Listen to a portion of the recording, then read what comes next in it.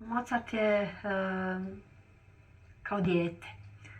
Vrlo transparentan, vrlo kristalan, jasan, naivan, vražestan, pun emocija koje je jako teško perfektno ili dobro tumačiti. Sve se čuje kod Mozarta. Naprosto, znate filigramski radovi, čipka.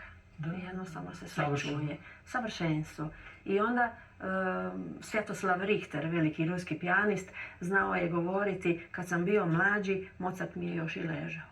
A sada sve više mozgam, sve više filozofiram, hoću li tamo na onom mjestu, hoću li se raspast, hoće li biti ok. I onda već čim počne dolaziti ona sumnja, mislim da padamo u vodu. Općenito u životu. Sumnja nas jako demoralizira. I Svjatoslav Richter je upravo govorio o važnosti Mozartove te baš čipke, čistoće. Rahnije, oduševljava, ima ta snažna transcendencija kod njega. Velika. A onda, I duhovna. šta je život? Na kraju ga sahrane u